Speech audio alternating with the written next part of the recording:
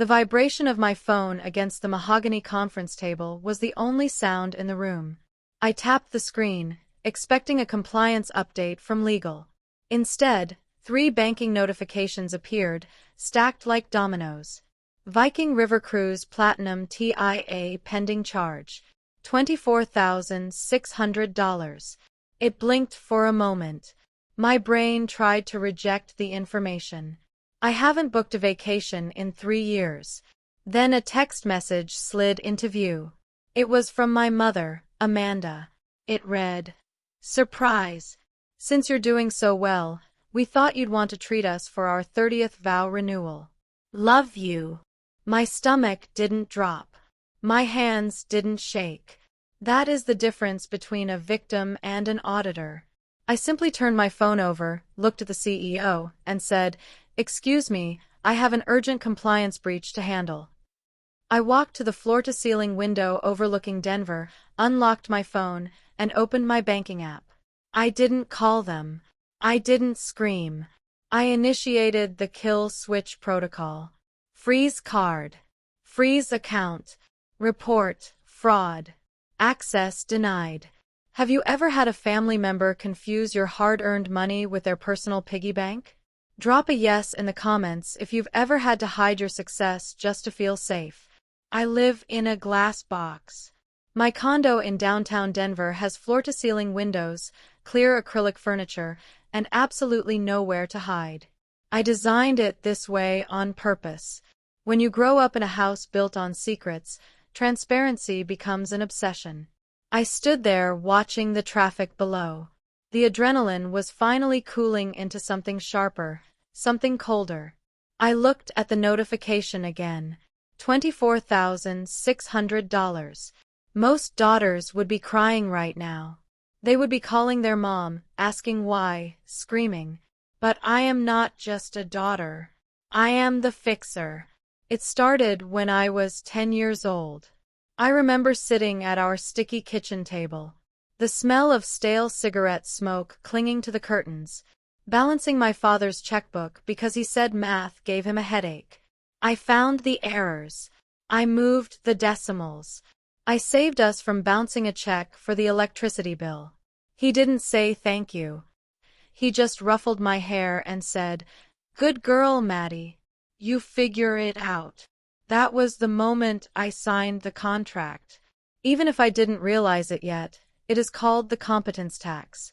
See, in a healthy family, competence is celebrated. In a toxic one, it is punished. If you are the one who has their life together, the one who saves money, the one who shows up on time, you do not get respect. You get the bill. You become the designated carrier for everyone else's chaos. My stability made me a target. My parents, Christopher and Amanda, didn't see me as an independent adult. They saw me as an insurance policy that had finally matured. They saw my credit score as a communal resource. For 20 years, I paid the tax. I bailed my brother Joshua out when they refused to help him. I paid for the new roof when Dad gambled away the repair fund. I paid with my time, my sanity, and my silence. But this wasn't a tax. This was a raid. I looked at the charge again. $24,600 for a vow renewal ceremony in Tuscany. They wanted to celebrate 30 years of a marriage that was mostly held together by debt and denial. And they expected me to foot the bill without even asking. I took a sip of my cold brew. The condensation was freezing against my palm. I wasn't going to pay this bill. I was going to audit the entire account. I sat in the dark of my condo, phone in hand, my father's voice echoing in my ear. A group rate, he had said. He actually said the words. $1,200 per person. Maddie, he said, his tone light, as if we were discussing appetizers, not felony theft. I snagged us a deal. You are ruining the vibe with all these questions.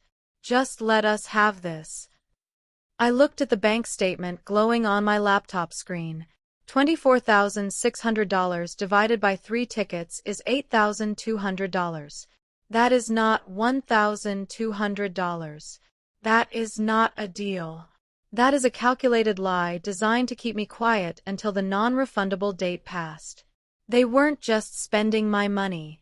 They were banking on my compliance. They were betting that I would rather swallow the cost than cause a scene. I hung up without saying another word. I didn't argue. I didn't point out the math because, in that moment, something fundamental broke. It wasn't my heart. It was the contract. The silent, invisible agreement that said I owed them my loyalty because they gave me life. That contract was void. I sat there in silence, the city lights of Denver twinkling below like a distant galaxy. And I named it. I gave it a label because once you name something, you can manage it. Financial infidelity. We talk about infidelity in marriages all the time. Cheating, lying, hiding assets. We know it destroys trust. We know it breaks relationships because it proves that one partner values their own desires over the other's reality. But when parents do it, we call it borrowing. We call it a misunderstanding. We call it family business. No, this was infidelity. By stealing $24,000 and lying about it, Christopher and Amanda hadn't just taken my money. They had looked me in the eye and told me that my autonomy, my security, and my consent did not matter. They viewed me as an obstacle to their happiness, not as a person. Money was just the weapon. The wound was the lack of respect. They believed they were entitled to my labor. They believed that because they raised me, they owned me. I looked at my reflection in the darkened window. I looked calm. I looked professional. I was reclassifying my parents. They were no longer family. They were hostile actors. And you do not negotiate with hostile actors. You neutralize them. I opened my laptop again. I wasn't going to sleep. I had work to do. I logged into my primary banking portal, my investment accounts, my credit monitoring service.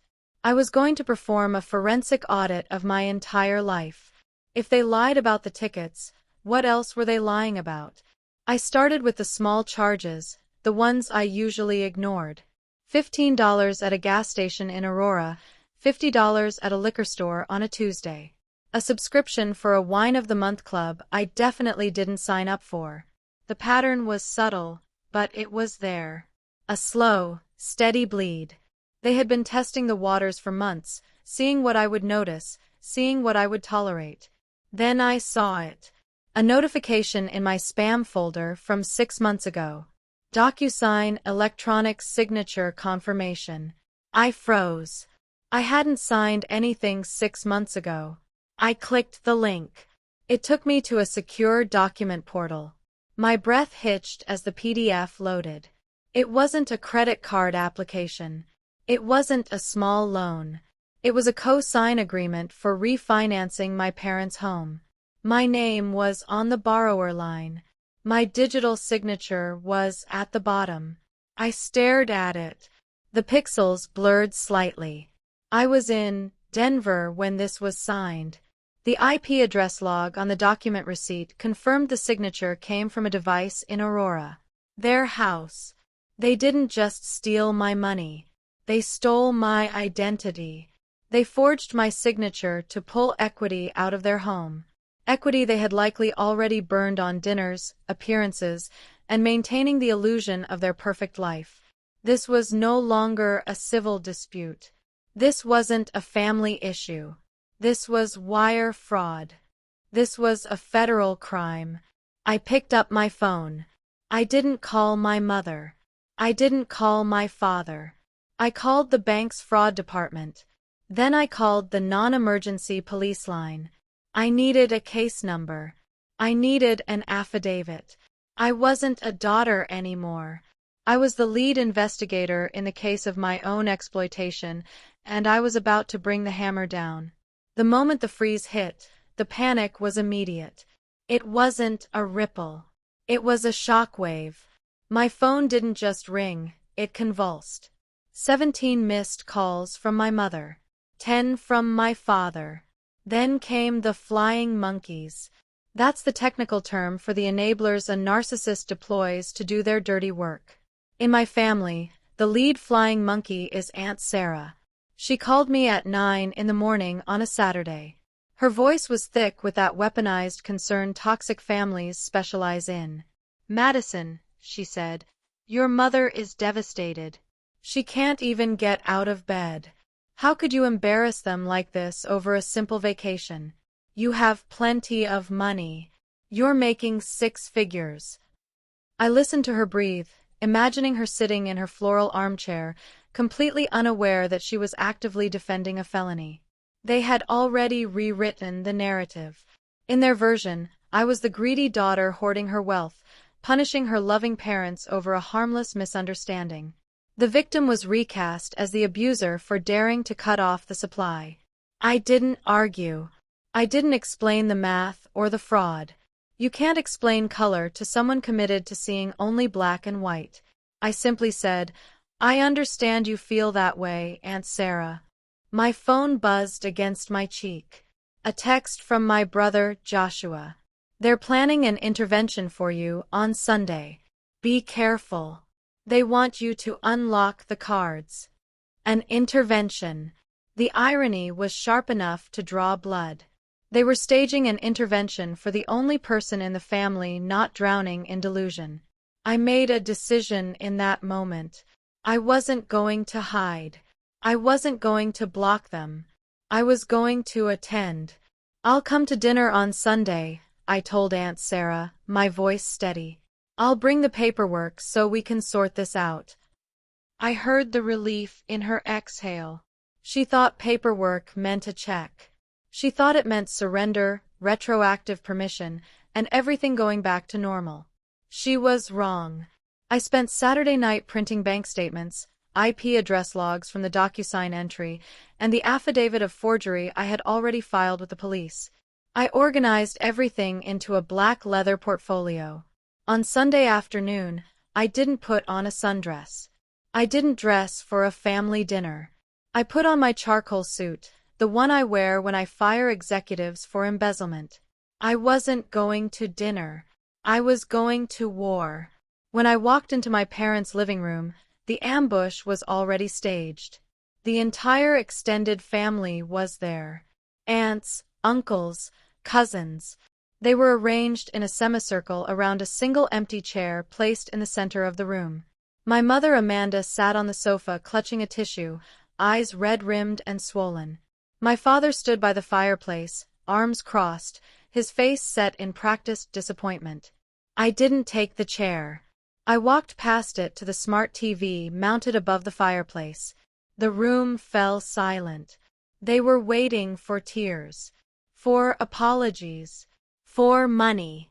"Madison," my father began, his voice deep and authoritative, "we need to talk about your selfishness. You've hurt this family deeply." I didn't look at him. I plugged my laptop into the HDMI cable hanging from the TV.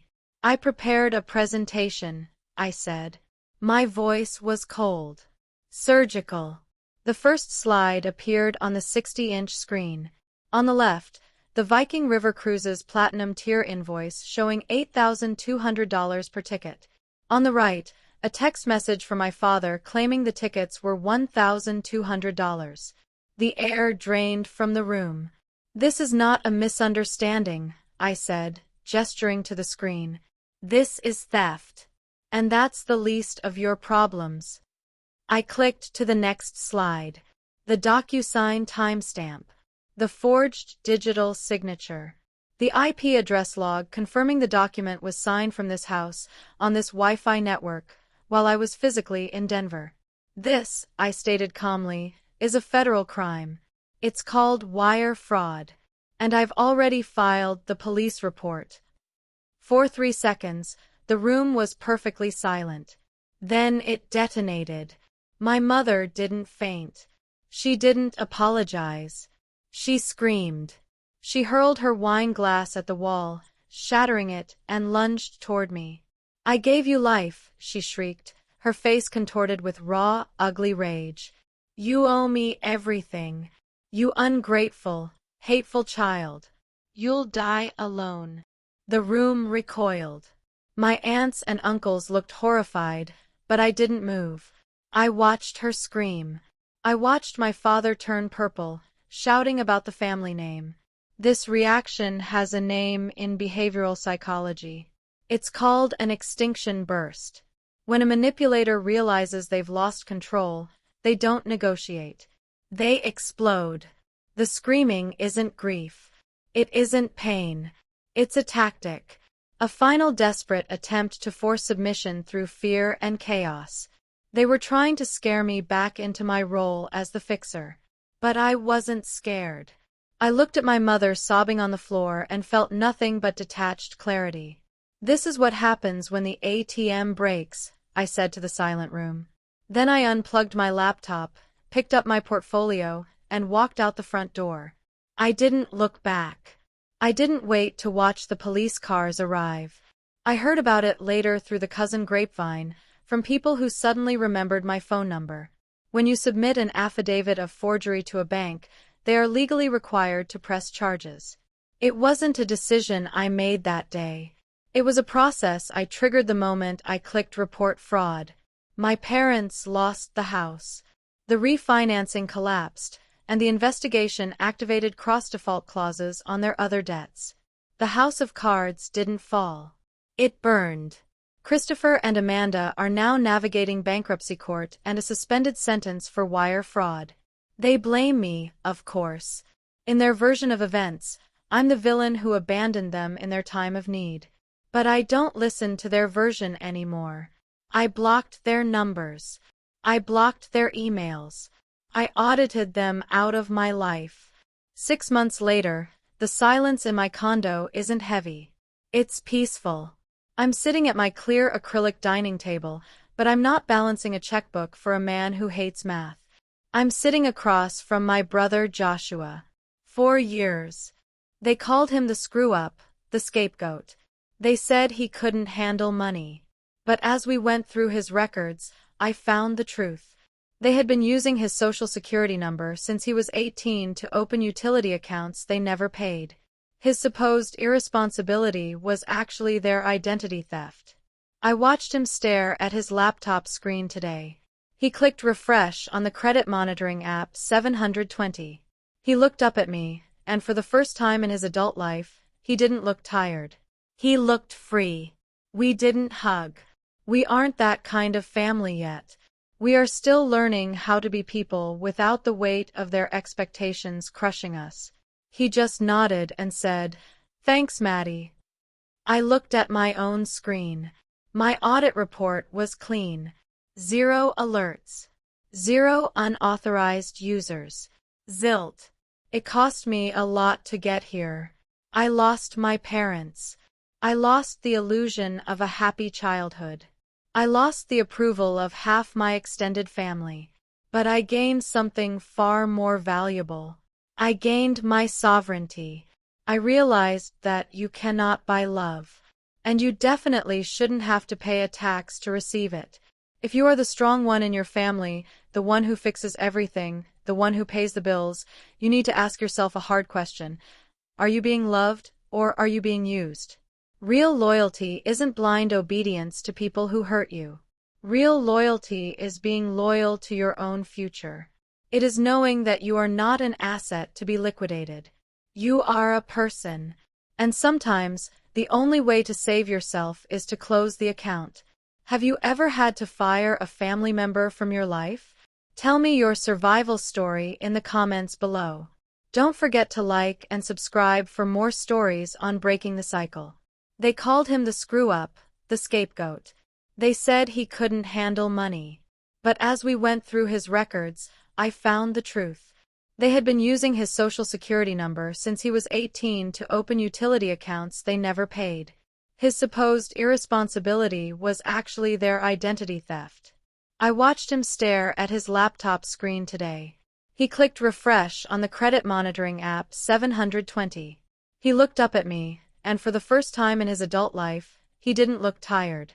He looked free. We didn't hug. We aren't that kind of family yet. We are still learning how to be people without the weight of their expectations crushing us. He just nodded and said, "Thanks, Maddie." I looked at my own screen. My audit report was clean. 0 alerts. 0 unauthorized users. Zilch. It cost me a lot to get here. I lost my parents. I lost the illusion of a happy childhood.